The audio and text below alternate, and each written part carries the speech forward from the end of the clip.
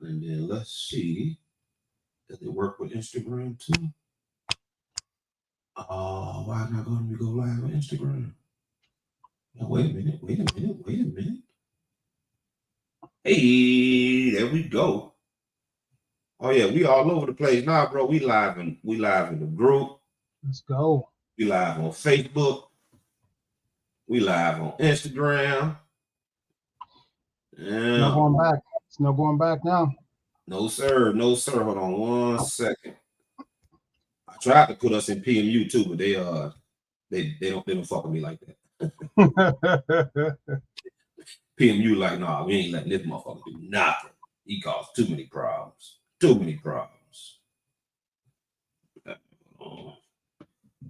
Make sure your volume down on the phone. What I just did, basically. You said what? I said make sure your volume down on your phone. And then yeah. If you want to see the comments, you got to put it up in the group, right? Or you won't be able to see the comments. No, yeah, it's letting me see it here in the StreamYard comments. Oh yeah. Yeah. You can see the StreamYard comments. Let's see. All right, yeah, I got it. All right. Let's go ahead and get to it. Welcome, good people, to the first ever episode of LoUd and WrOnG. I'm your boy G-Net. This is my co-host Roman. What's good with you, baby? How you feel? I'm good, man. I'm good. I'm letting this, like I said, man, this game got me. I got the Florida Alabama game. It's got me on edge right now. Up 3 with a minute and a half. So y'all one of the losers. We're up 3. So it'll be a big win. Since we started this show, I really gotta up my college basketball. I've been going hard on the NBA, the NFL. I went hard on college football. Yeah, I ain't watching that much college basketball. I gotta get into them because my team got us this year. Yeah, wow, yeah, Michigan got rolled the other night. But yeah, I mean it's tough with college basketball because the early part of the season falls into playoffs, and you want to keep up with the NBA, so it's tough. But like once February hits, man, it's like just I'm laser focused on NCAA because that stretch from basically Valentine's Day through April 1st is some of the best basketball you'll see at any point in time. Very true. I'm gonna have to get back into it with you so we have our conversation. I can be up to date. But in the meanwhile, let me since this is our first show, let me break down how it's gonna go. It's real simple. This is not a debate show. I mean, we may go back and forth on the topic, but it's not like First Take where he gonna take a side, I'm gonna take a side, and we going back and forth. We're not doing that at all. We just gonna speak real shit, real opinions, our real thoughts. And one thing I'm huge on, I know WrOnG huge on this too. I personally hate opinions backed by more opinions. Hate that shit. That shit irritates the fuck out of me, dog. Like, I want to hear your opinion, and then when you justify your opinion, all you got is more opinions. You know what I'm saying? Right. Like, validate your opinion with some stats and facts, some observations, something besides just telling me what the fuck else you think and feel. So on this show, foundation. Man. So on this show, I'm huge on that. So we may bring guests on from time to time. People comment, Bob, what up, baby? My man Bob watching on YouTube. What up, baby? Time to time. Hey, that shit cleared up, WrOnG. You ain't all pixelated now. I look perfect. Better. Yeah, let's go. But yeah, so y'all folks don't know this is our first show. When we had guests on, I may even do some call-ins. We're gonna be doing a bunch of different things because I don't want this to be just like your average everyday sports show.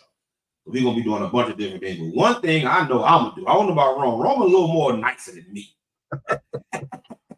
He's more of a gentleman than I am. Well, it depends on what we're talking about. You win. You got your jokes, but you nice though. You pleasant. But they pleasant.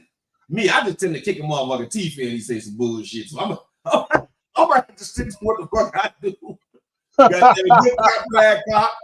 More come on here talking crazy with their opinions and they whack ass takes.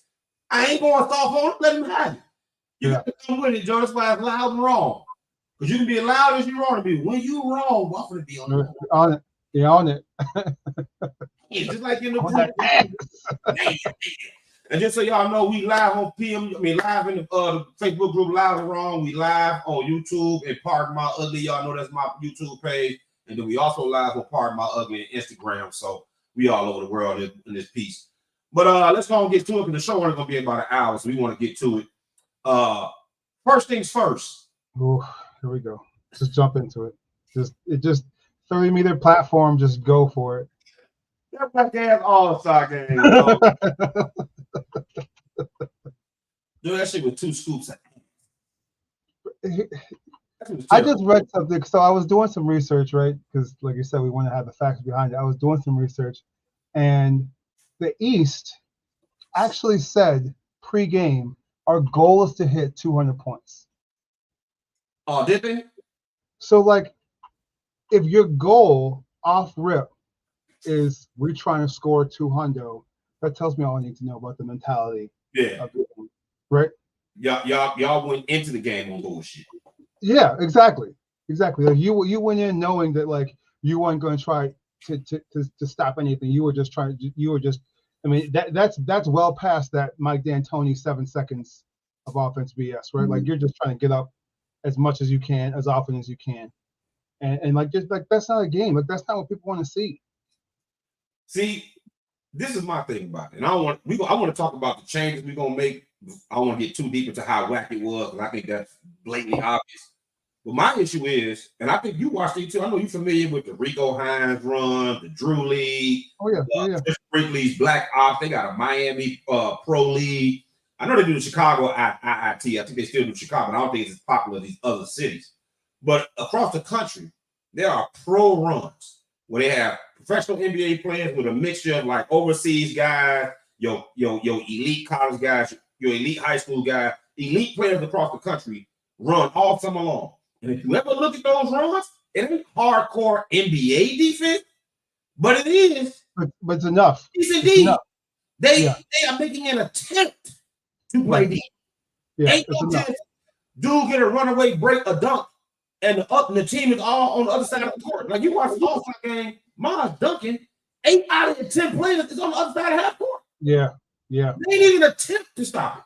So I don't know why they can't have that same level of effort in the All-Star game. I mean, in the summer, you ain't playing for no money. Right. All-Star game, you get paid. Right. And they tried to make the argument of because LeBron came out and said, you know, everyone came out of the game the same way they came in, like nobody got hurt or anything. Like, the same injury risk is at those runs, right? Like, it's the same injury risk. So, like, don't sit here and tell me like that you weren't playing hard on both ends because you was afraid that you might get hurt. No, you're playing just as hard in them runs on concrete courts, right? With a bunch of people on the sidelines who you could easily run into, trip over, roll an ankle, do something to, right? This is a controlled environment that people are paying to come and see you be the best at what you are at it, and you're given 60%, maybe. No, That's not an excuse. In our mid-40s, I've been watching basketball basically probably since Michael Jordan's 3rd year in the league, which would be what, 86? 86. Yeah. I don't remember his rookie year. 83. I was like 5 years. I was like 83, 5 or 6 years old. I started watching basketball around 8 years old. Yeah. I've seen every All-Star game ever. This run of whack-ass non-competitive All-Star games is only new for about the past maybe 10 years. Yeah, I agree. It's not always been this way. Kobe, Mark, they used to go at it. I'd say until Kobe left, because Kobe wasn't going for it. 10 years? Not even 10. How long Kobe been gone? 5 years? Yeah, it might be. It might be 10. Kobe out of the league how long? When did he retire? I want to say 8 years ago. I want to say 8, but yeah, we'll pull it up. Yeah, so it's like, no, they didn't play. Yeah, 8 years ago. 8 years ago. Right. So I think about 10. So they weren't playing hard. What they would typically do is play pretty tough through the third. I mean, they would kind of loosely through the first 3 quarters, but pick the score close, and then they would go hard in the 4th quarter. Right. So this is my question. I don't want to be on this all night. What can be done to change the All-Star game? Just give me 2 things to keep it short and sweet before we move on. What are the 2 things you think can be done to change All-Star weekend? Not just the game. I know I have my ideas. Well, the weekend itself, we got to address the dunk contest. Something has to be done there, because I mean that used to be can't miss. I mean, I still remember I was living in LA and I literally missed a flight so I could watch Vince Carter in the dunk contest. I said just push my flight back 2 hours because it was must see TV. Who do you blame for the whack dunk contest? It's hard to put it on LeBron. I put it on LeBron's.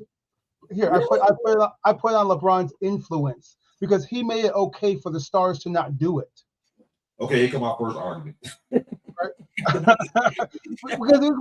there's things like it was a star-studded event, right? Like when Vince did it, come on, man. When Vince was doing it, when Jason Richardson was doing it, well, who was doing Vince?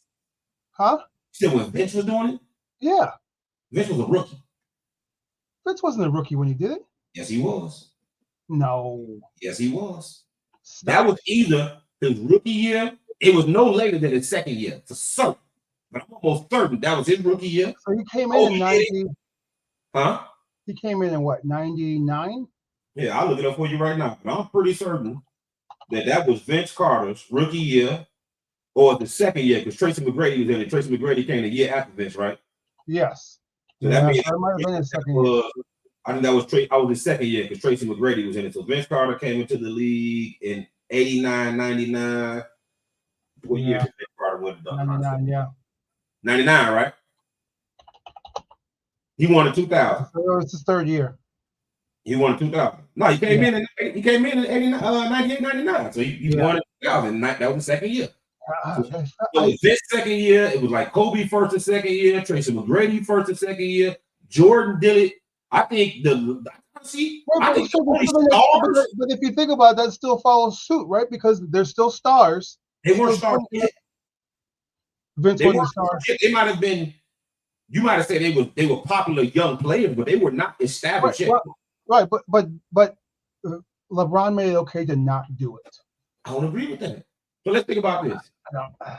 Other than Dwight Howard, name me the established star that is dunk contest in the last. Well, the caveat is that who were dunkers, right? Because like Ant-Man did it. Who? Right? Ant-Man? Yeah, he just did. Didn't he just do it last year? Yeah, but he only like this 4th year. That's what I said. You got to do it in your first 2-3 years when you were young, before you were established. But he came out the rip as a star, though. No, he wasn't in the dunk contest. I just Googled it. He is not in the dunk contest. But I'm telling you, I'm putting him under the bus too. He needs to be in it. Who? He needs to be in it too. Then. And yeah, but if you go back and look at the dunk participants, they're usually young players or guys we really didn't know that well. They were doing it in their first 2 or 3 years in the league, and after that, they don't do it anymore. Maybe back when Nick and them did, they might have been established star, but the league used to make them do it back then. Now they don't. And I don't think it's Bron's fault, because to be honest, I can't name the superstar other than Dwight Howard to be in a dunk contest. It was niggas like Jason Richardson, Desmond Mason, Harold Miner. These dudes were not stars. No. He wasn't a star. He was in his second year. McGrady wasn't a star. He was in his first year. Steve Francis wasn't a star. Aaron Gordon wasn't a star. Zach LaVine wasn't a star. I think people are just not thinking about it. None of these dudes were established stars. None of them were all stars. They weren't all stars. They were good up and coming players, but like. Yes. And LeBron, to be honest about LeBron, LeBron been doing the same tomahawk dunk since his rookie year. He don't do nothing fancy. I don't think LeBron's a great dunker. He's a powerful dunker. He don't great dunker.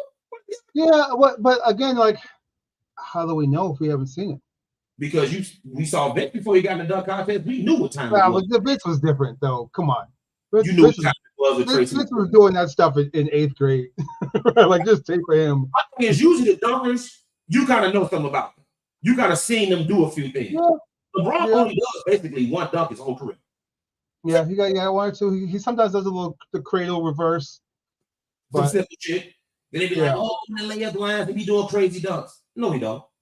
He be regular ass dunks. Them dunks he doing the layup line gonna get a 45 in the dunk contest. They just look decent in the layup line. Because you ain't It's funny expecting. when you say that. It's funny you say they were regular because I was watching Gil Arenas talk about it, and he was talking about how guys used to do all these theatrics beforehand, but then the actual dunk was just something that was just regular, right? Like maybe doing cartwheels, backflips, round off, and then finished off with a two-hand double clutch, right? Oh, Like, yeah, like Michael Finley did that shit. And you just all you did was just a two-hand clutch, like that was. And then Corey did a cartwheel. Right. It was for a windmill. Are you just like what? Why? Chicago niggas. That mean they was on that tumbling team. What was that tumbling team? Jesse White. And Michael Finley and McGetty was on Jesse White tumbling team. Oh man! Shit, you don't get your motherfucking Bud Billigan parade ducking ass. So I'm I love them niggas. Maybe we'll stand up, goddamn. That's the whole team. I love them niggas. That shit was funny though. I don't know how to fix the weekend skill stuff because I'll give them that they've tried, right? Like they've tried to do and incorporate stuff. The obvious push is to incorporate the WNBA stuff. I don't know how to fix. I'm gonna tell you how to fix. Before we move on, I got a couple quick ideas. Very easy. One, no skills competition. Get that out of there. We are doing 1v1 three dribbles. Now you know the stars they gonna sign them for, like Durant and them. But the young players, you make it for like 500,000. Some of the young rookies, 2-3 year players who probably ain't got big contracts. 1v1 to be dope with 3 dribbles. Yeah, like okay, the Hill situation. Three dribbles. You can't just have unlimited dribble because it got to be some bull. But 3 dribbles. Yeah. And it'll go quick. You know, 3 dribbles. That's 3 or 4 seconds per possession. So you're not going to be long games like that. That's going to be dope. And then for the dunk contest, bring in professional dunkers. To be honest, to me, it's not LeBron's fault. It's the professional dunkers. Because before professional dunkers, the only dunks we saw was NBA players. That's it. We saw the All-Star game and during the season. So then when the professional dunkers came around, they started doing shit we've never seen before. The NBA players don't have the time to practice them difficult ass. Them dunks be hard, G. Be doing some wild shit. So NBA players ain't got the time nor the motivation to practice. So go ahead and let professional dunkers run it. It's entertainment anyway. If an NBA player want to get in it, like a Zach or Aaron, go ahead. But we gonna entertain the fans with professional dunk. We're gonna do 1v1. I don't know how to fix the All-Star game because most of the niggas in there damn near max contracts dudes. Like paying them more money ain't gonna do shit. Because someone tried to say that to make it incentivize it, but like you're already getting. I back off of it because. But like it's like whether you like the money hasn't already changed it, right? So you're basically trying to force these guys to feel competition for it, and you shouldn't have to force them to feel competition, right? Like I don't know how do you implement drive on stuff where guys have already made up their minds like we're just not going to try. These young boys don't care no more, dog. They don't have they don't because there was a point in which like guys used to look forward to that game, right? Like it was a thing, right? Like you will probably never ever hear about anyone getting iced out, anyone getting cold. You'll never hear about that. But they did it to all the young dudes, right? You remember like all those stories. Kobe had it happen to him. Jordan had it happen to him. Isaiah had it happen to him, right? Because it was the rite of passage. Now all these dudes have been knowing each other since they were 4, right? So like it's true. And it's not to say they're not competitive, but there needs to still be that edge, right? Like that bit of like, you're my boy, but I still want to like. No, Carl scored 50 in the All-Star game and nobody gave a damn. No. Yep. Nobody took 35 shots, dog. All-Star. Yeah, there were like 4 guys that took more than 20 shots in an All-Star game. That's insane. Crazy, dog. That shit crazy. But anyway, we can move on from that. But one thing I do want to talk about, still basketball. Last third of the season, baby. Yeah. And I think things are about to get real interesting. So, what do you think of the moves made by the play? Not every team, but just the major players. You got the Lakers with Dinwiddie. Boston added a big man, but not a significant piece. He for the bench, Xavier. I'm gonna go through who people added real quick. Xavier, Philly added Pat Bev. Milwaukee added Pat Bev. You know, he ain't a major piece. I do think he can make a big impact. So that might be the most underrated one because their biggest issue has been on-ball defense. And if nothing else, he's going to give them that, right? Like you're going to have a drop off in that second unit from scoring, but like if you need a stop, if you need a possession, if you need an extra 2 or 3 possessions, he can get you that, right? Yeah. And that's going to matter because right now, Milwaukee is in a slide. Like they just don't look good offensively. Because since they got Doc Middleton been out and somebody else is out too, I thought. Yeah, the twin. Yeah, Brook Lopez was out for a bit. Yeah. So I get that, but like Lakers came in to the All-Star break looking hot. Golden State came in looking hot. Denver's still right there. Go into Golden State. No, I don't think Golden State's going to do anything, but they're done. I'll give it to them. Yeah, but I my money will still be on Denver until someone beats them. Really? Yes, absolutely. I got Denver coming out the West. I don't think they were last year, and I think all the other teams got better, and they didn't. They lost pieces. Cleveland, Clippers got better. Phoenix got better. Minnesota better. Oklahoma's better. Phoenix can't stay healthy, man. And the way that team is constructed, their big three are guys I would literally never bet my life on playing a full series. I can't.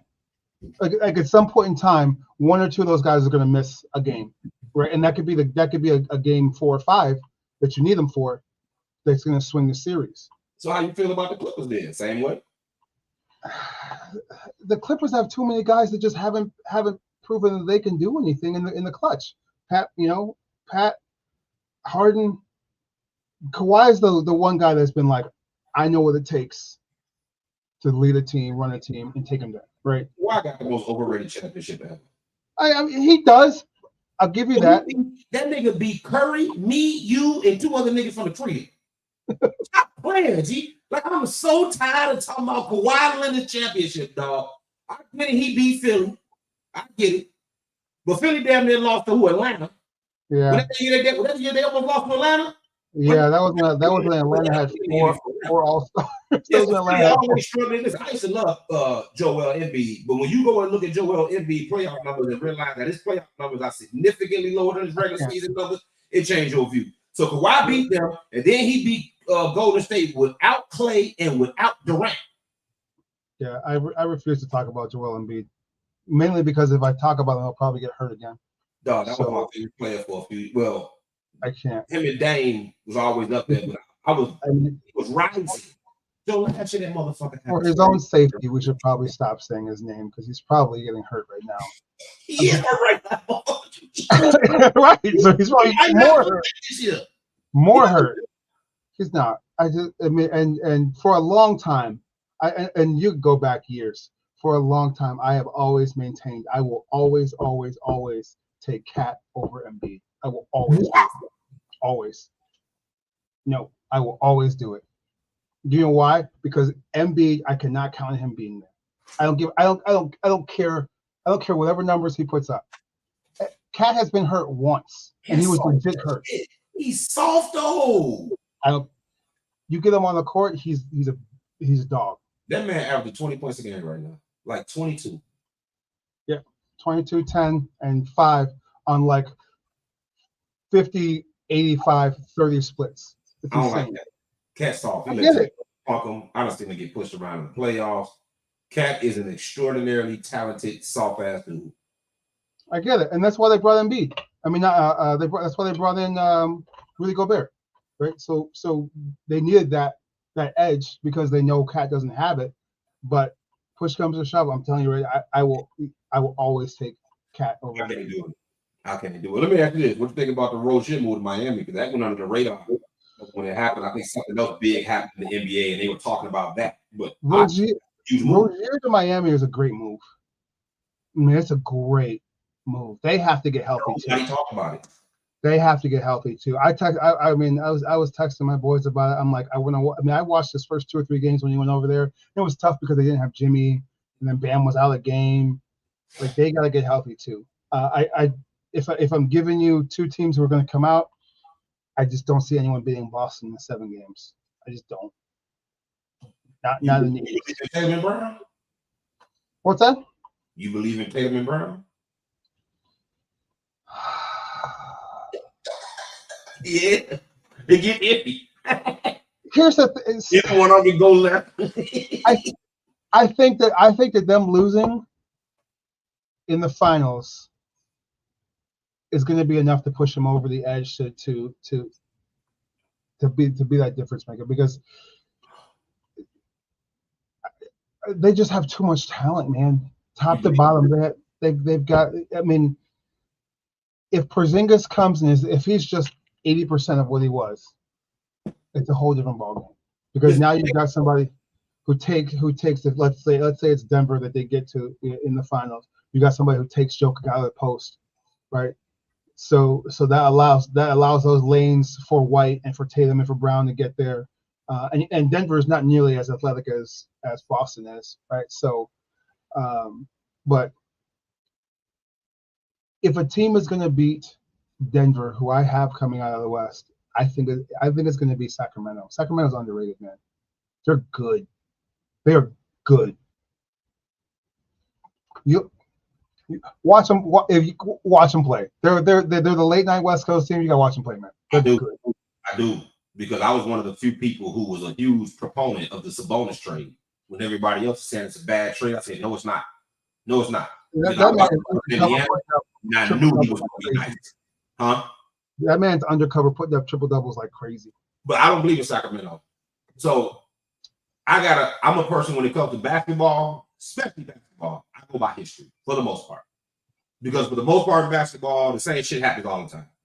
The same type of teams typically win all the time. There's a few aberrations here and there. But for the most part, in basketball, your championship teams are built one of 2 ways. One superstar, 2 very good players, or 2 superstars and 1 very good player. That's good role players. Okay. 95. You think of any team with the exception of Detroit, when they had Chauncey in them, Dallas, when they had Dirk, like they might be the only ones like. Yeah, Dallas has. But the rest of them, for the most part, are 1 superstar or 2 superstars. Sacramento had 1 superstar, 1 very good player, and Fox. You call Fox a superstar again. 1 star, and then you got Sabonis. Who else? You count on Keegan Murray? No. Monk off the bench is nice, but he off the bench for a reason. He's tricky. Keegan Murray's very good, man. He ain't He's ready. a very good player. He ready to go to the Western Conference Finals and begin. Man, stop playing. He ain't ready. Give me that shit. Like Oklahoma, I love Oklahoma. I was telling my boy they have no veterans on that team. Well, see, and that's my problem with it. Like Oklahoma is probably more talented than any team in the West, but they have 0 vet presence. 0. Like Minnesota is scary. Minnesota is. My problem with Minnesota is I don't know that they shoot well enough in a half court situation, because they can get up and down the court. They don't have a third scorer either, which is why. Right. So like you've got Ant, who can create his own shot, and Towns, and that's it. I mean, Towns can create his own shot, but not to the level of like, you know what, like if you need No, Towns, I was 26 a couple times. Towns can create his own shot. Yeah, I mean, I get it. I don't want the ball going to him in the clutch because he's soft. He can be pushed around like he's mentally soft. I don't mean like physically. He's mentally soft. For sure. Yeah. He ain't like Ant gonna go hard. Like to me, Ant, he's on his way there, but you can see it in him. Like he gonna go for here. When it's first time, Ant locked down on deep. Right. Like you see him locked down, focus in, but they don't have that third scorer. Yeah, because you can't count on Conley. You probably need 2 dudes who can potentially go for 30 any night, and at least 1 dude who can possibly go for 20, 25. I probably 2 dudes who can give you 40 any night, and 1 dude who might be able to give you 30. Yeah, that's why I say Milwaukee, if they help me, they got those 3. Yeah, because Conley is not. Yeah, but in the West, Conley's not a scorer, and then Gobert's not a scorer. So, I mean, but that's what I'm saying. Like, they're going to struggle in a series where teams are geared towards stopping you, making adjustments, stopping you, right? So, like, how are they going to look, when a team makes adjustments and now, starts throwing waves at Ant, right? So, like, what's that going to look like? Is it going to be, you're going to play a two-man game with Ant and Towns? I mean, you got to count on Towns to start hitting, because he's not going to walk dudes down to the post and get buckets like that. Like, that's not his game. It's never been his game. Straight Can he do it? Sure, but that's not his game. He's a midi guy. He'll take you out to the wing, right? So, like, he's not going to be a guy you throw into the post who's going to get fouled and win the game on the free throw line for you. So that's why my pause with them is because, like, who else is going to score? I'm gonna take the Clippers out the West. The Clippers, and I got the Clippers and Denver in the Western Conference Finals. Out the East, I'm gonna go with Boston.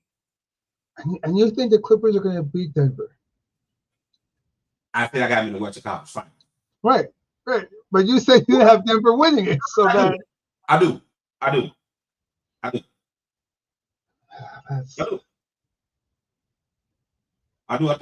think they can beat Denver.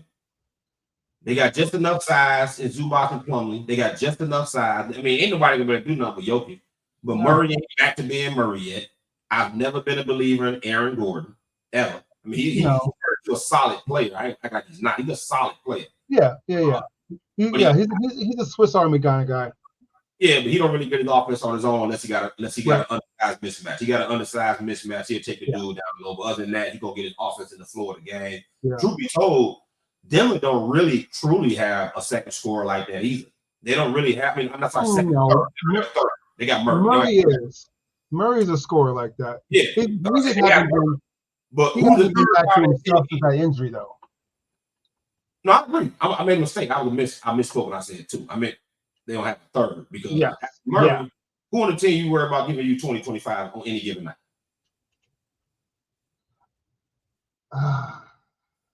Part of me wants to say Michael. What's his? Michael Porter Jr. I'm trying to strong like I was saying, because because you got to think about the way he gets his points though, right? Like he gets his points like Clay, right? So he could very easily hit 4 threes, 3 layups, and a couple of middies, and all of a sudden he's at 19 points, and you're like, that killed us. I forgot. So there's a third score. I forgot. He got like 17, 18. I think he could be better. I think he underachieved, but you're 100% right. Yeah. If he had a better handle, because for his size, he's decent at creating his own shot, but like he could get a better handle and get his shot over the top of just about anybody. I feel like he don't work on his game. He doesn't. He's gotten by him. He's been a dead-eye shooter and a solid rebounder. He don't pass. He a solid. He's a decent defender, but he could be so much more if he wanted to. Oh yeah. On any other team where he's not under a Jokic and a Murray, he's probably a 23, 24 point a game scorer. You think he got it up here to do that? You think he got the mentality? Yeah, I think so, because you've seen games where he's just been like, all right, I'm gonna go get this bucket. What do you think? What do you think? This is off topic. Healthy Clay. Let's say 4 years ago, you put him on his own team. He the man. What do you do?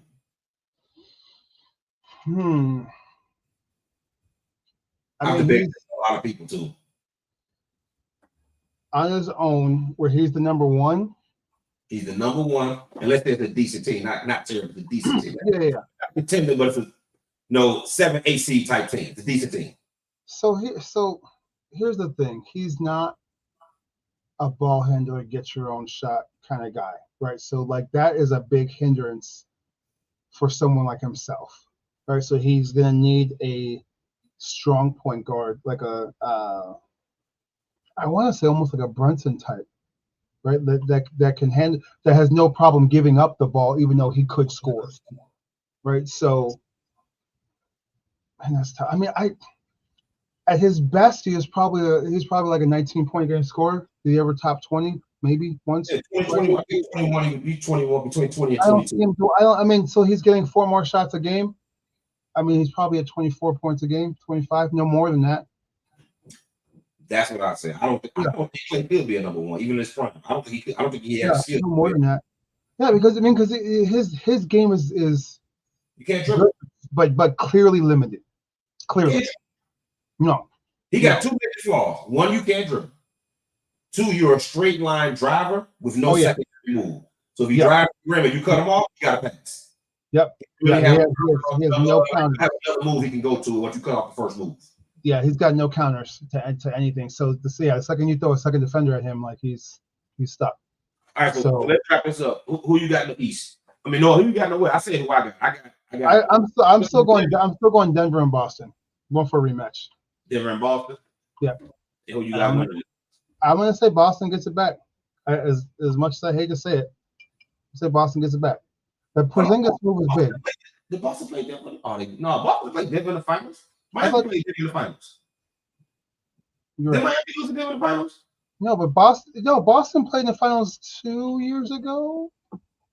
Not against Denver. What? I remember that. I should remember this.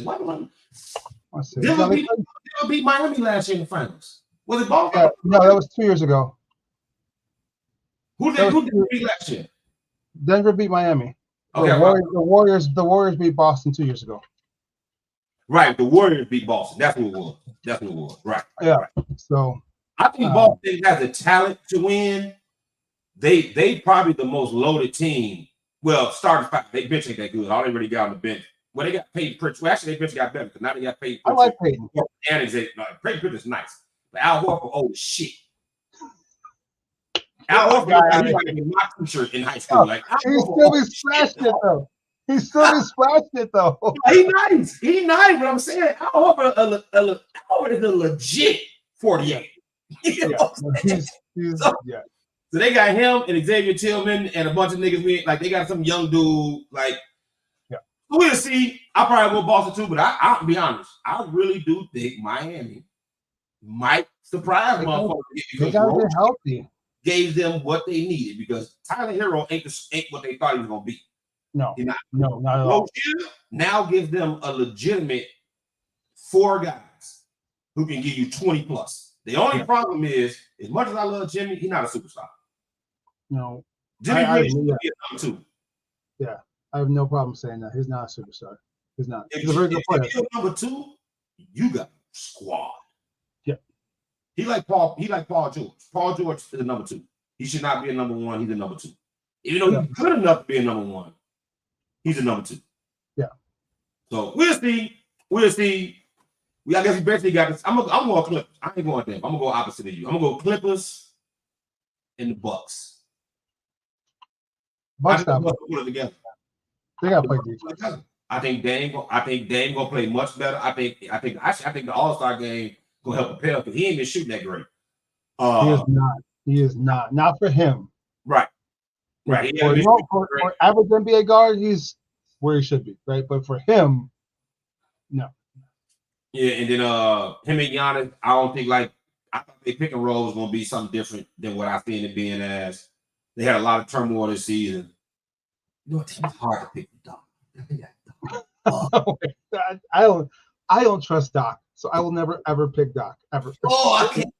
Oh man. No. The Doc. He just has his mutant power is losing big games. So yeah, I don't like none of them. I'm gonna go Clippers in Boston too, even though I don't like none of the big. I'm gonna Clippers. I don't like none of them, Joe. I'll be honest. To me, it's wide open. It's parity. There's no conference. I know people say Boston is, but I'm not a Jaylen Brown fan at all.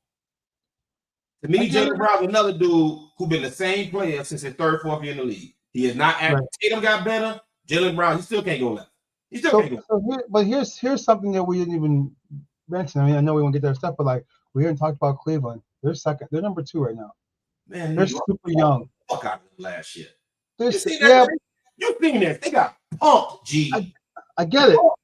They're young, But who they added to change their mentality? Because New York wasn't better than them last year. They just came in on that bully ball shit and Cleveland, Mobley, and Allen back the fuck down. But that could be one of those experiences where they learned. Maybe. And it's the experience of, like, Bulls used to get beat up like that, right? And then they came back on that following year, and they were like, you know what, fine. Like, not the same thing, because Bulls didn't get punked. They just didn't have enough. Yeah. They were punking Mike. He was fighting back. He didn't have enough. Cleveland got punked. They looked like they didn't want to fight. In New York, Joe, New York got squad. New York is good too. They gotta get healthy. Randall's talking about he might have surgery. So that's gonna fuck them up. Yeah. So we'll see how that goes if that happens. I mean, if it does happen, he should do it now.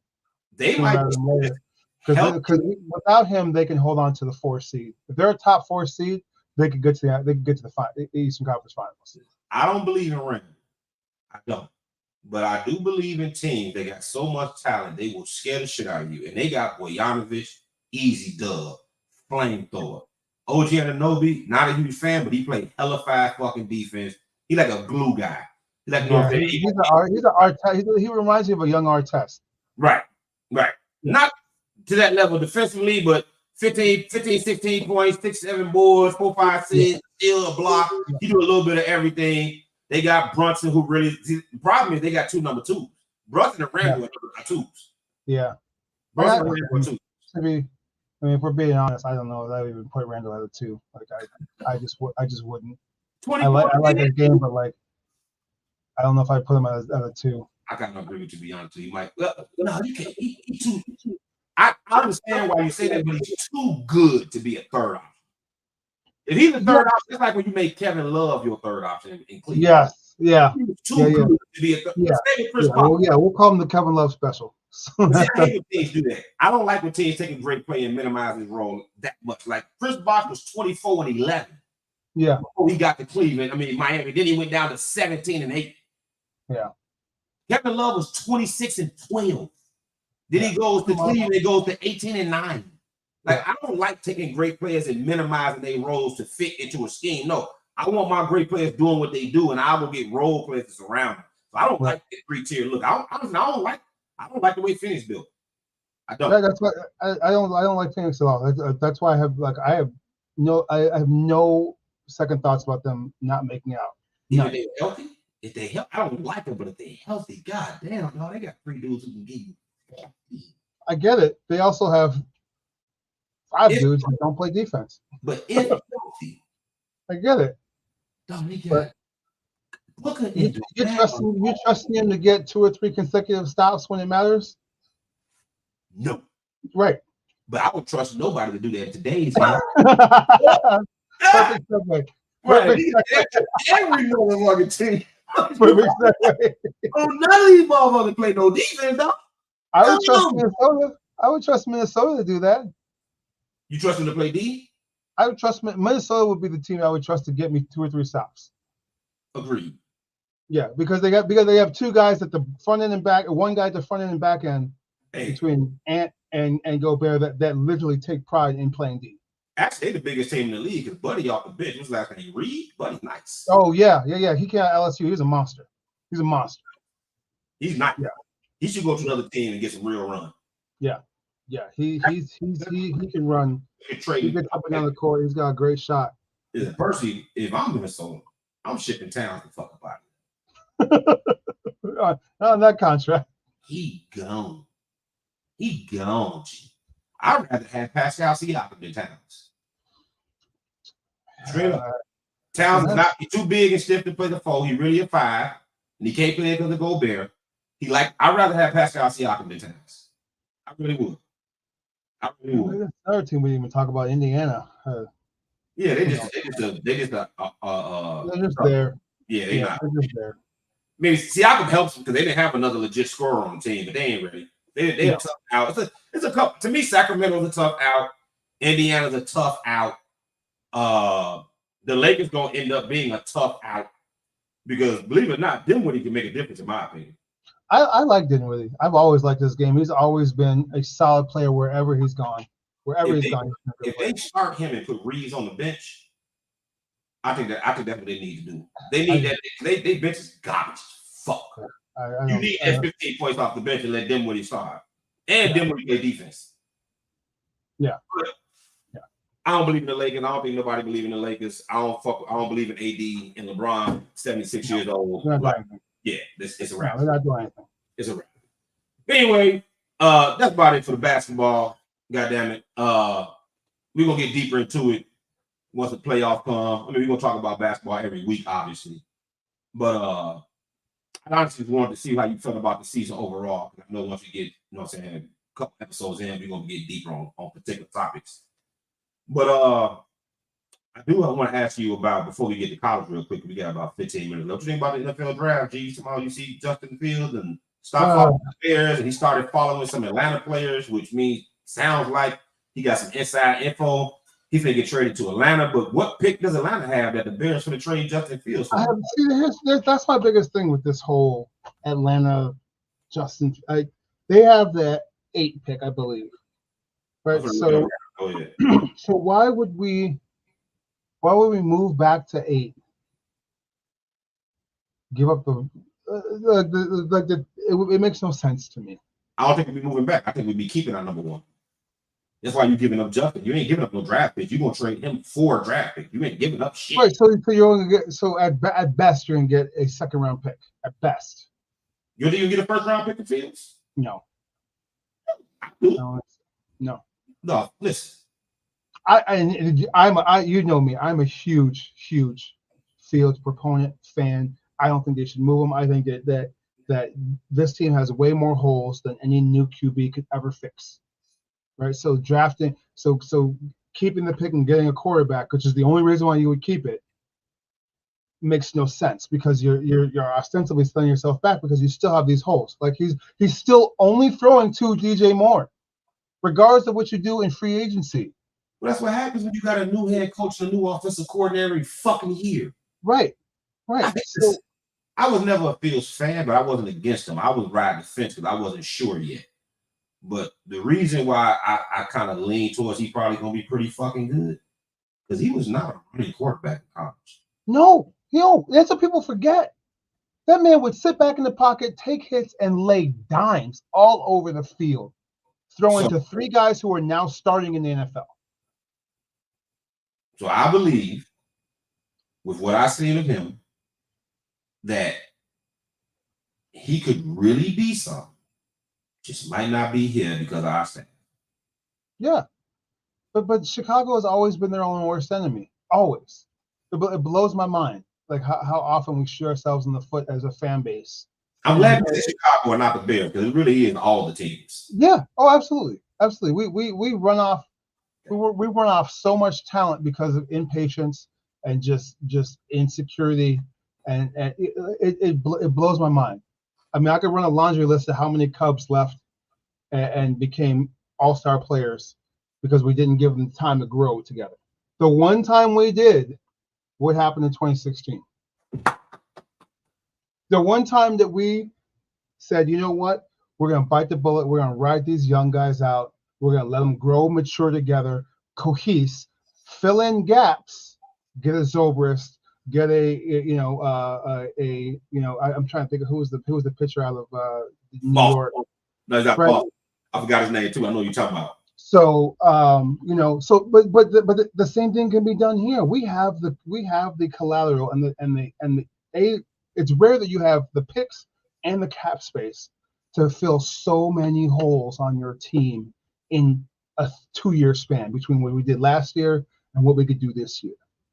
That one pick this year is not going to satisfy all the holes that this team has. Now, if we move back to and still stay in the top 5, high talent, add more depth, and then we're building for the next 2 years.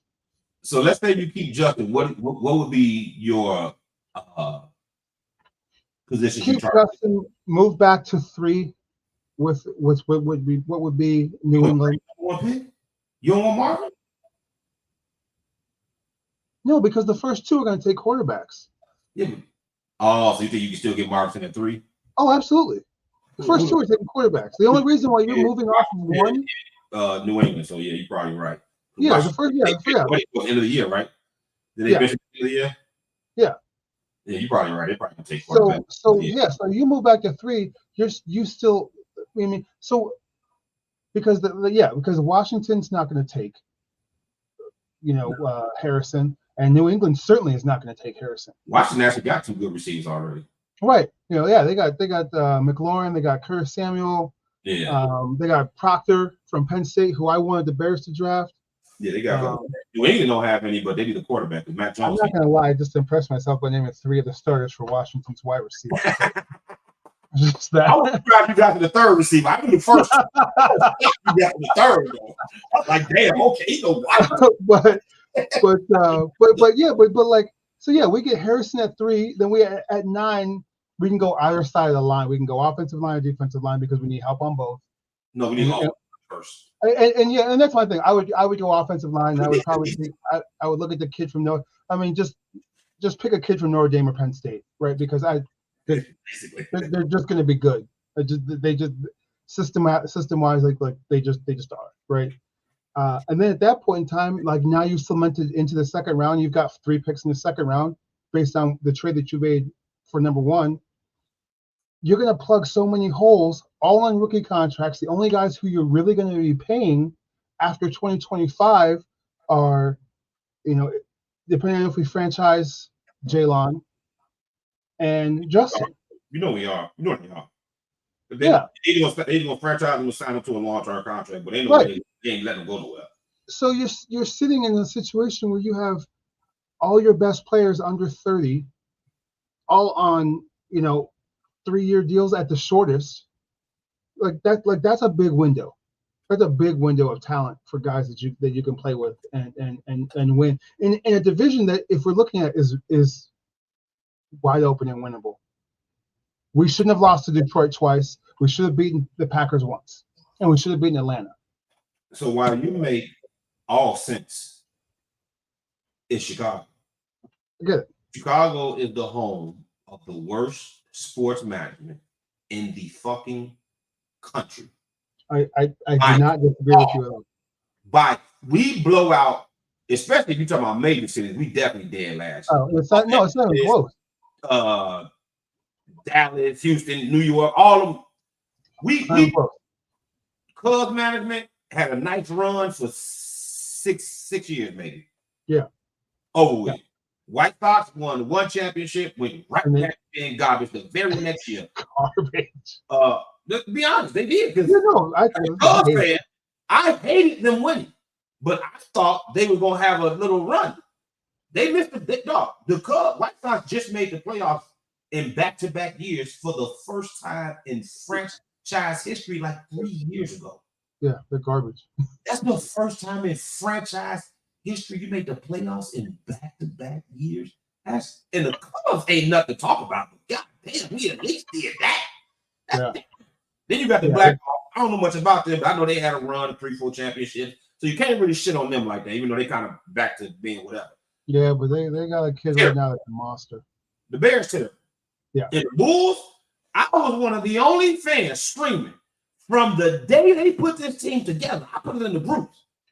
As soon as they got Zach, Vucevic, and DeMar, I said we should trade DeMar.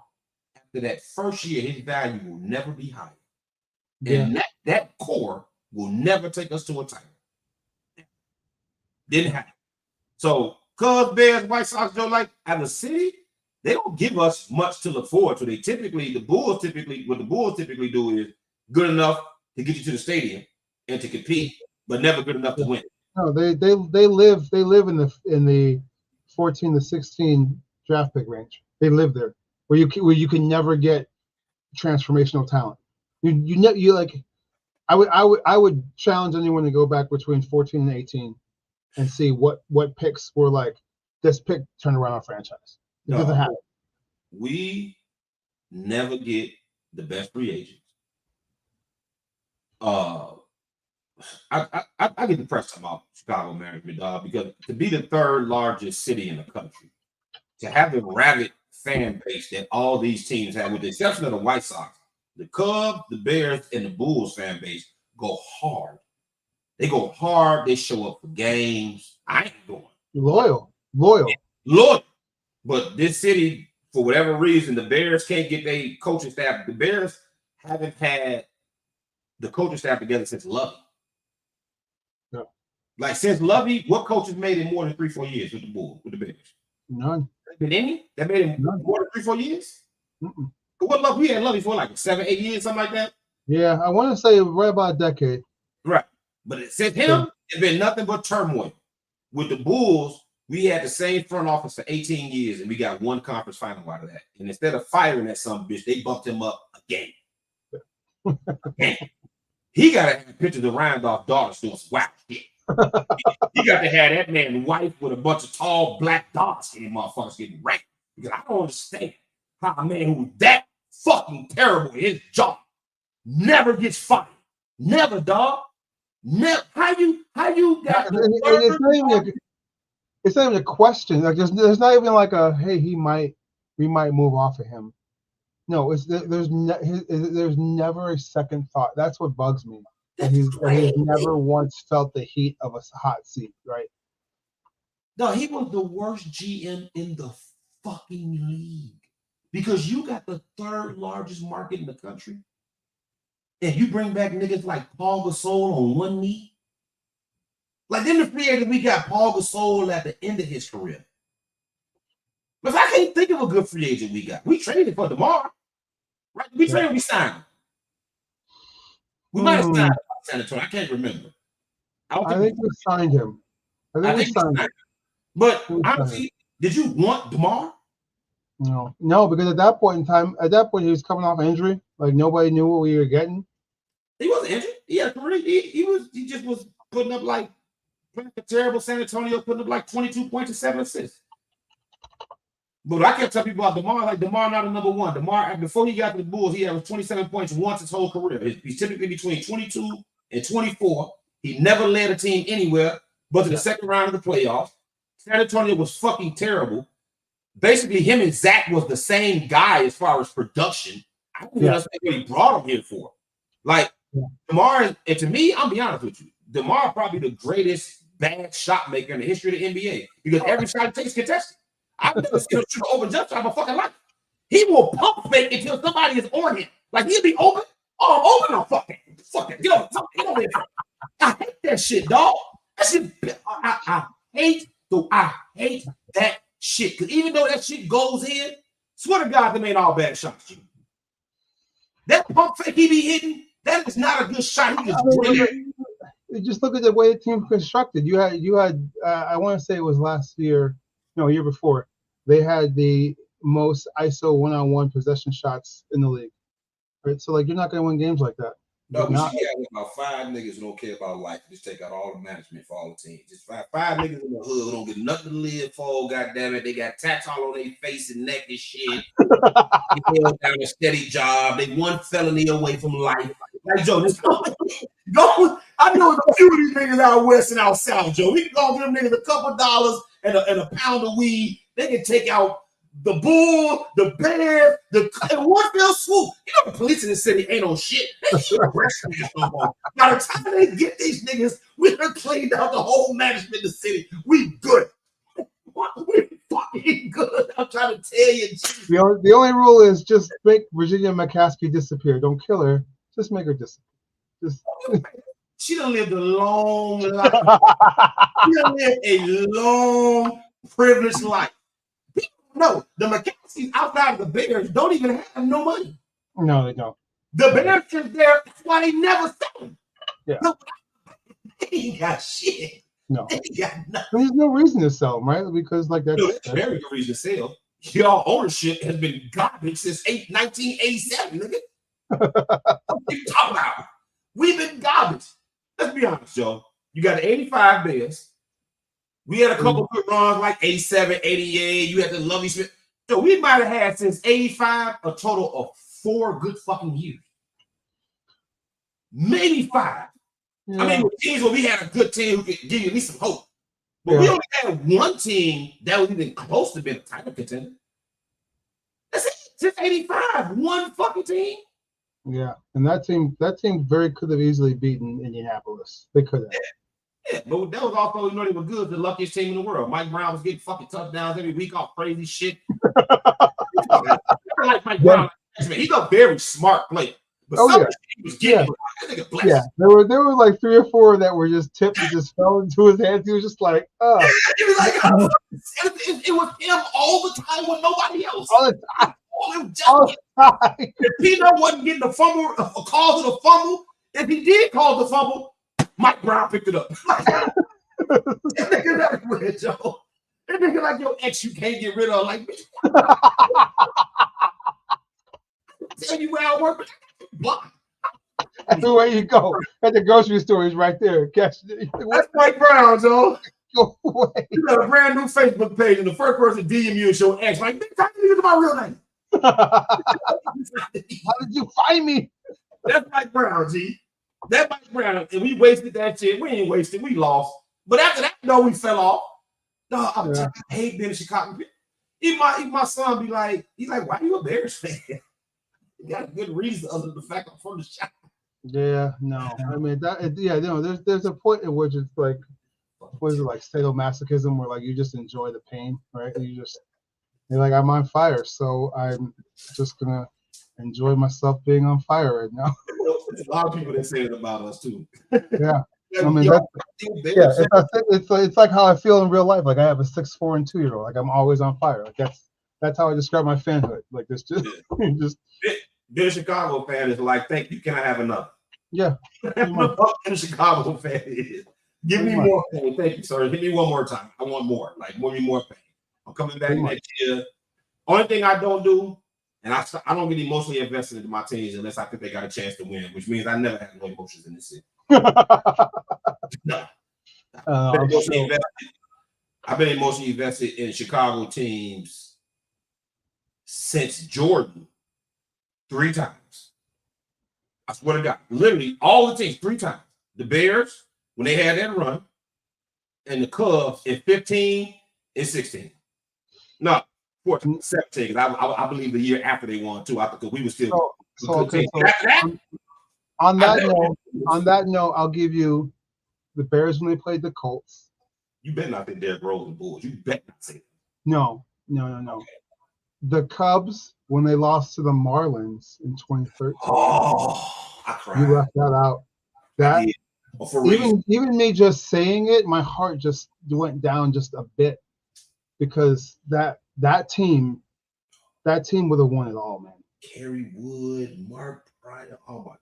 That team was so good. No, I can tell you exactly where I was. Like I can probably give you the latitude and longitude. Where the fuck I was in Florida when we lost that game. I was living in Orlando when we lost that game. Where are you? Yeah.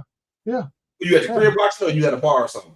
No, I was at home with all my buddies watching that game. I was at my guy's crib, my Puerto Rican homie. We all watching the game, and when that motherfucker with a 98% fielding percentage missed that routine, dog. Right through it. You just. What about Gonzalez? He don't have range, but the shit that he can get, he never misses it. Never missed it. He never misses it ever. He can't get the shit that's far away, but if he can get to it, he's getting it. That's why he was known as one of the best defenders in the game. And he missed a routine. It was a bunny. It was a bunny. That shit was a two-hopper. It wasn't even like a hit a right. Yeah. A basic two-hopper. There wasn't any funky spin on it, nothing. He just completely and utterly misplayed it. Because I don't give a fuck about what Morris Alou did. That seems irrelevant. Right. No, it had nothing to do with that. We still got this. Yep. Bring that up. Yeah, no. We got it in the show. You brought the show. You brought it on now. Bring that. That shit hurts, though.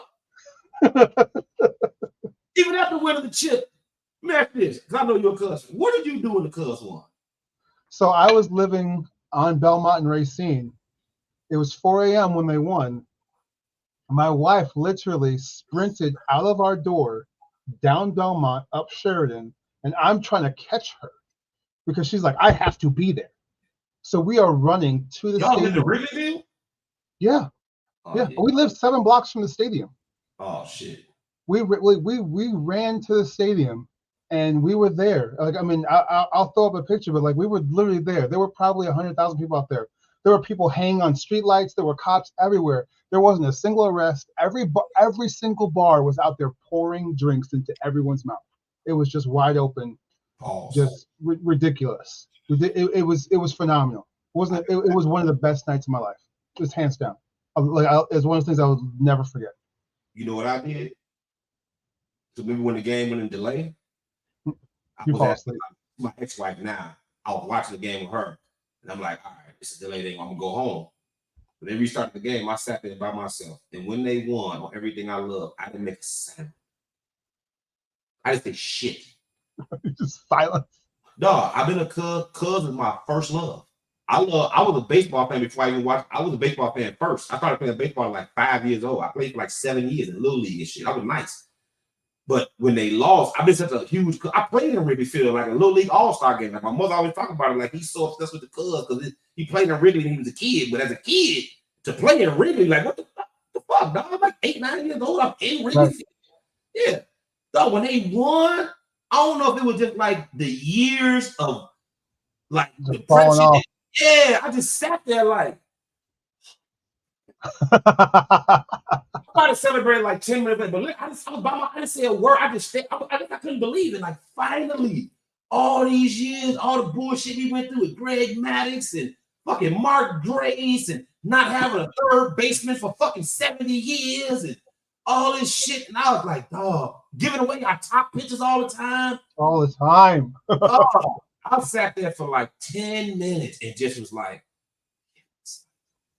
yeah, it's like fucking finally, dog. And it stayed. That's probably the championship that stayed with me. I was happy for it was.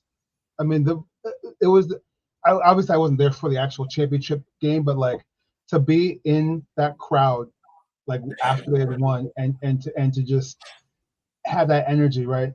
The only other time I've actually been somewhere for a championship game was the Florida Gators had won the national championship in 2006, and I lived in LA, and they were playing in Arizona, and I said, if they're going to the championship game, I'll spend whatever it takes to go to the game, and they ended up beating the brakes off Ohio State, so I was in the stadium for the game. But that's the championship game too. But Ohio State and Arizona State at the Rose Bowl, Jake Plummer. Oh, I was there. Nice. Jake Plummer, they was going at it, and Ohio State came back and won at the last minute. Yes. My brother played for Ohio State back then. Oh, nice. That game. Yeah. So like, but like that Cubs one, man, it's like you said, it's just the years of just like being so close so many times, being so far so many times, right? It was terrible. A lot. But like I mean, there were some years where we were just like, you just do, it's like our Cubs are gonna finish as last. So like, who are we looking at to draft, right? So, you know, but then there's years where like, you're like, no, I wasn't even at it when Michigan won. Don't even compare to how I felt with the Cubs. Man, you know how I am about Michigan. Yeah. Like my whole family just left me in the house dolo because they knew I was going to be this bitch losing my shit. They would hurt me, dog. I'm clapping, stomping, I'm sweating like I'm going nuts. I got a 75-inch TV. The screen right here. I'm like this on that bitch. Well, I was going nuts. But check it out. We're gonna shut it down in a minute. But we got a comment or a question. I want to see what you think about this. It's from the Super Bowl. I'm gonna skip what he said in the beginning. He said he been wanting to ask sports fans, but did y'all really think about how the Chiefs played with fire, ran the clock down, and waited to the last minute before they snapped the game-winning play? If that play gets stopped and they lost, the reality is they could have had 2 more chances at the end zone or a field goal, but they chose to run the clock out, and that would have been a trap. I was thinking that watching that shit too. But didn't they have 2 timeouts though? No, they ran the clock down, so when they scored, it was no time left. I think they snapped the play at like 4 seconds or some shit like that. They ran it down almost to the end. Yeah, I You mean, remember that? I remember it, but like it's one of those things where they're at the 2-yard line, right? So like, did they even kick an extra point? No, they didn't need to because it was the game. No, because the game was over. Right. If it was time left, they would have had to kick the extra point, right? But because there was no time left on the clock, or they ran it down, they ran it down like, yeah, but what time? I'm asking him what time was left when they ran the play. Because if I'm not mistaken, it was under 10 seconds. Meaning that if they didn't get the touchdown, the game was over. I mean, because that was the play that said, was that the play that, was that the, hold on. No, was it still tied? No, it wasn't tied. They were down 3. Yeah, they were down 3. So, 4 seconds. I was right. It was 4 seconds. They ran that play with 4 seconds to go, having 2 timeouts. They ran it the clock down to 4 seconds and then ran the play, which is why once they scored, they didn't kick an extra point because there was no time on the clock. Right. So let me. I'm just pulling up here just so I can see it. No, if they would have not scored that touchdown, could you imagine the conversations the next day? You got 2 timeouts, 40 seconds on the clock, and you but here's the thing though. So worst case, they were going to tie the game because here's the thing. Look, I got the play up here. They're down 3 with 10 seconds left, and they run the play. So if he gets stopped, they started with 10 seconds. Yeah, it's timeout. Okay, I thought it was like 4 or 5 seconds when he started. Yeah, so no, he scored with 4 seconds left. Oh, okay. So what? Still though, dog. Even still, you got timeouts with 40 seconds left.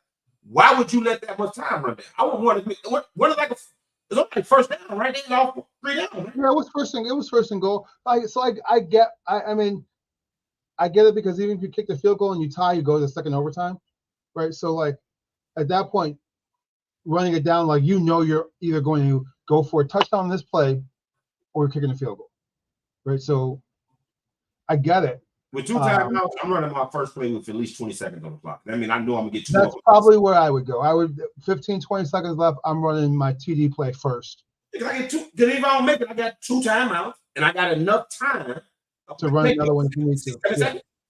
I got enough time to run 2 more plays, but at 10 seconds.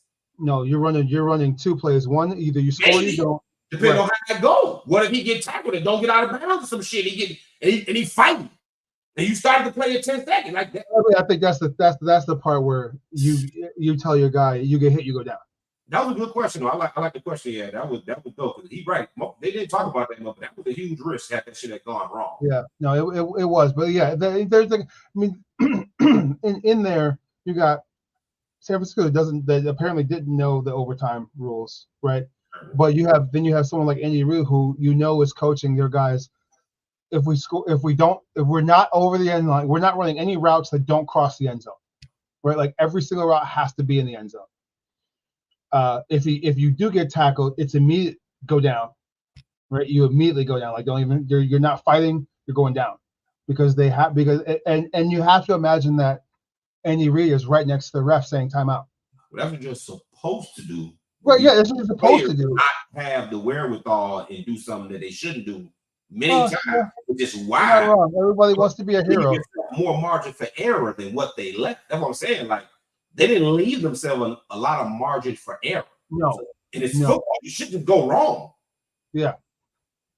Yeah. No, it's a block. Like if you look at perfect play, but somebody miss a block or miss an assignment or the receiver tripping, fall, like anything, dog. Well, yeah. When I was watching, I was like, what the fuck are you doing? But then Patty did what the fuck Patty do. Yeah. All that matters, the 49ers lost. That was it. Oh well, goddamn it. It was a terrible game until the end of the game, which is all that really matters because who cares about the first half, to be honest with you. Yeah, I'll be honest, I don't really watch much first half of football unless I'm really into the team. You got to be like a Bears game or a huge matchup. Otherwise, it was a terrible game. Any football game, I'm watching Red Zone to the second half of the game. Then I'll pick a game and watch the second half. But I'm watching Red Zone. I know it can't be just me who does that. Yeah, it depends on who's playing. If it's guys who I want to see, I'll probably watch the whole game. But like, yeah, for the most part, I'll just catch a second half. Yeah, plus Red Zone shit. I love Red Zone. But anyway, man, I thought it was a good first show. I think we're gonna go a little bit over. We had 9:15. That ain't too bad. That's all good. What do you think? I'm a nut. If a game is the one I gotta watch, it could be the worst 2 teams. I'm like that with basketball. My wife be telling me to come to bed because it'd be 12 o'clock at night and I'm fucking I'm watching fucking goddamn Washington and some. Yeah, that's how I am with college basketball. Okay, you like that? Like that. So you watch all the college games like this? I mean, yeah, because like most of the time, if I'm up that late, I'm watching the West Coast game. I'm watching Pac-12, watching WCC, watching and that's how you get that's how you get all the info, right? Because like I said, once the second week of February hits, I mean, like you gotta know as much as you can, because when you're filling out them brackets, you can't just be willy-nilly just throwing in a team because you didn't catch 4 or 5 of their games. You know what I mean? Fucking goddamn it, Dick Bayless. Yeah. Wrong. Yeah. No, I'm not picking teams in my brackets because their team colors are nice. I need to know about the team. I think I'm gonna do a bracket challenge this year. I haven't done one all the time. We didn't have the group. I should do like a big ass bracket challenge. Everybody put in like $10. We could probably get probably like 50 people in there, not more. Oh yeah. You can probably get 100 people in there, dog. Yeah, and you get $10 a piece. Man, that's a good little payout right there. First, second, third. No, I want to do first and second. No third in my world. Come on now. Even in my sports, third gets their money back. Everybody knows that. That ain't how I do. In my family, first, second place, get their entry fee back, get the league fee back. I do $100 league. Second place, get their league fee back. All the rest of the money go to the first place. Ain't no third place in sports. It's like the Olympics. Ain't no third place in NFL. That's only the Olympics. That's it. It's the champion and the nigga he beat. That third nigga watching the game with me and you somewhere. Nah. My fantasy leagues, I don't do no third place money for nothing. Third ain't shit, dog. You wasn't even in the championship fight. Why you get something back? You didn't make it to the ring. Like, people get in the ring. Nah. But that'd be a nice problem. You do $20. You do $20, you get 100 people. That's a good little payout. You might have to do third for that kind of money, though. See, there you go. I ain't thinking about it. You do $20, that's 100 people. Yeah, I mean, you're talking about $2,000. Yeah. Right. So much though. Yeah, like 75, 25. Yeah, you break it down. You just do 70, 20, 10, like the percentages. Like that's it. I do 75, 25 in third place, get their $20 back. you ain't winning no money for third, dog. I'm not giving you no money for third. If you have 50 people in there and you manage to get to third, win, nigga. You sit there and fight for third? No, win. This is why next week when we get to the NIL stuff, this is why it's going to matter. Because we're going to talk about how the NIL has been beneficial on a slant that you probably won't even address, and we'll see. We'll leave that as a hang. I'm waiting here because I know you probably got some shit I ain't thought about. Yeah, we'll get into it next week because it's been extremely helpful for a lot of people in a lot of different ways. The NIL like paying out for third place.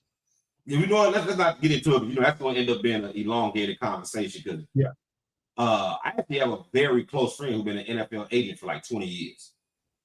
I should actually bring up. I should see if he should come on the show for that conversation because he know all about that shit. He was Antoine Winfield. Antoine Winfield Jr. agent. Okay. He repped him and his father. Nice. So yeah, he knows his shit. Yeah, I mean, he's probably also an Ohio State fan, unfortunately. So. Yeah, it's funny. People be surprised when I tell them how much I hate Ohio State, and I follow up with my brother went there. I can't stand them. I mean, even here living in Michigan, like I've always hated Ohio State just as off principle, but like it's even more so here. It's crazy. Every team I hate them for one reason. Because my team hate. Oh, no. I don't need no other reasons. Well, that's not true. I hate Notre Dame. I was just gonna say Notre Dame. I hate. Michigan and Notre Dame were rivals until Notre Dame got tired of us whooping their ass and ended the rivalry so they could play Michigan State, who they have no fucking rivalry with. No. Michigan and Notre Dame were the two winningest programs in college football for 40 fucking years, and we're gonna stop playing each other so y'all can play Michigan's fucking State? Get the fuck out of here. That's bullshit. But I hate Notre Dame. I hate Notre Dame more than any sports team in the world. Easily, without question. They get attention for fucking nothing. They get attention like they rank number one every fucking. And I'm in Chicago. We always talking about them. That's a fucking Indiana team. Because we used to always like they were always on NBC. And you grew up with them, and you're just like, I'm like, I hate this. I hate Bears had one good season in 20, 30 fucking years when they got their ass whooped by Alabama. Every other year, they'll have a good season and then blow it at the end of the year, or they got it all year long. In my lifetime, they haven't been worth a damn at all. At all. They've won one title. One title. They got Rudy. I think I was 9 when they won their title. 9 or 10, maybe. I couldn't tell you. We talking with fucking Rocket Ishmael and shit. Yeah. So I don't remember that shit. No. I didn't start watching college football until like 92. So yeah, I can't stand it. And the second someone comes off and like, yeah, I'm a Notre Dame fan, that tells me all I need to know about you as a person. Oh, I hate Duke too. See, I'm okay with Duke. There was a point in which I didn't like them a lot, but like I've come to respect Duke as a program. Well, Michigan, man, fuck Duke, fuck Indiana, fuck Ohio State, fuck Notre Dame, fuck Green Bay. I think all the teams I don't fuck with. Fuck the White Sox, fuck the Cardinals. Yep. The Bulls ain't really got no rival. No, obviously it was the Pistons for a long time, but like there hasn't been. Oh, fuck Michigan State. So all the teams I hate right there. Who for me, it's Florida State, Georgia, Tennessee. I mean, so you hate the whole ACC. I mean, any SEC as a whole, I just can't do it. But then also on a slightly separate note, y'all, you can see I'm still repping my guys here, the Flying. You and fucking Chris. So it's also fuck Missouri. So okay, so before we end the show, we gotta get about it. Just name all your favorite teams in each sport real quick. So we gotta put it on record because I don't do that flip flop and shit. Yeah, for sure. All right. So name your team in each sport and put it on record officially tonight before we shut it down. So obviously, and anything college is going to be Florida. Anything NBA is going to be the Bulls, Bears, Cubs. That's it, right? Am I missing anything? No, that's it. That's the we only got one. I'm the same team as you got. You Florida and I'm Michigan. Yeah, that's it. It's a wrap. Yeah. If I need to to practice gunfire, I'll go down to 35th and try to get a hot dog and watch a baseball game. Listen, I don't even hate the White Sox. They pathetic. Like, how do you win a World Series and the next year you can't even get 20,000 fans in your stadium? So, you know how garbage you got to be to win the chip. Nigga, I was at their championship parade because I was working for a healthcare company. And we used to sign up parents who get the medical card, which means I had to work in the low-income neighborhoods. So I just so happened to be over there on King Drive by that Walgreens, was it like 39th or something? Yeah. When I tell you, that was the most pathetic fucking nobody in the streets. There's like 8 people, right? Yeah, there was hardly nobody there. Like I'm looking, like I'm expecting like big ass crowd, motherfuckers going nuts. Man, the bus come by. It's like 11 people with the it's like the bus and Ozzy just up there. I like, nigga, this shit look like a parade for a high school homecoming. It's like our high school homecoming. Meanwhile, the Cubs parade was like the 8th or 9th largest gathering of people in the history of the world. Shut down the whole fucking downtown area. Yeah, it was something ridiculous. Like they hadn't had that many people in one place since like a pilgrimage to Mecca, right? Who is this? I don't know. How do I join this? Who is that talking? Oh, I can't see the name. Yeah, I have to go into the group to see it because I ain't been looking at the show, the notes on the show. Well, whoever you are, well, it depends on who you are, first of all. Oh, Tanisha. Oh, hell yeah. You can just come on, man. You know Tanisha, don't you, wrong? I don't know if you know it. Yeah, she the home. She actually one of the few females who could talk sports for real and hold us shit. Like, I told her I really want some more females in the group, but the only ones I know that really know sports is like Tiffany, Tanisha, and Mickey Brown. That's it. Anyway, damn, it's almost 9:30, way past my bedtime in this bitch. You know what I mean? take my fat ass to sleep because I gotta go downtown in the morning. But man, dope first show. Yeah, it was fun. Yeah, we definitely got to say the NIL stuff for next week. We could probably maybe put that on the top of the list for next week. Perfect, love it. That's why they didn't get to, right? We got to anything else, didn't we? Yeah, we got everything else. But I mean, some of that stuff needed more diving into. Because one thing we didn't get to, which actually next week will probably be better too, is the look ahead to NCAA tournament, since it'll be a week. Next week will be good because there's some really good games this weekend too. Really good. Is this the conference championship week? No, that's at the end of February. That's next week. Yeah. See, even better. It's a Saturday. Yeah, that's at the end of February. So end of February, first week of March, we'll start rolling into conference tournaments. My boys, me ain't making no in the Big Ten tournament, man. It's fucking pathetic. I don't know what happened to Juwan Howard, dog. He started off so good. Beeline had us in the fucking going to the Sweet 16 every fucking year, and Juwan was continuing that shit, and then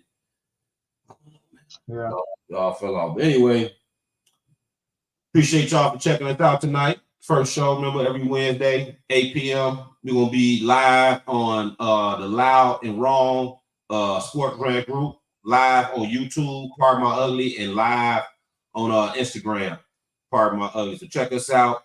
Me and my man WrOnG will be bringing it to you. We're gonna have guests every now and then. We may even do some call-ins. You know what I'm saying? And then we still gonna take that break in the summer, WrOnG. Yeah. In the summer. Take a break. Yeah. No. I mean, yeah, because the summer is dead. Like that. I don't. There's only so much baseball you can talk. Yeah. So we might pop up sporadic. This bullshit happen, but for the most part, after June, we done. But until June, we going hard every motherfucking week. So check us out. Goddamn it, tell your people about us. And appreciate y'all for checking us out for the first show. And hopefully here for all the rest of the shows afterwards, man. Hey, Ron, out of here, baby. Anything you want to say to the people? No. I drank enough. What you drinking? What's that? I know that ain't no Hennessy. That's some whiskey. No, it was what was this? No, this is a local distillery. It was some whiskey. It's good. You a drinker? Every week I'm gonna try something. Every week I'm gonna try something new. Are you a drinker? Am I a drinker? Am I that? What? We don't ask, like, are you a drinker? Like, you type of person who enjoys like whiskey and all that? Like, oh yeah, I love this whiskey. I love that. And they be no, my wife would probably say that I have too much whiskey. Not to drink, but just as a regular collection, I probably have too much. I drink, but I only drink socially, so I don't really know much about it. Well, I mean, that's the thing is like, yeah, it is social for me, I guess, because I mean, there's two people, right? That counts. So you drink social, you got social media, huh? Yeah, exactly. Yeah. I'm like flipping through Snapchat, like, hey, drinking by myself. I'm on Instagram. Exactly. I'm yelling at people online. I'm not drinking by myself.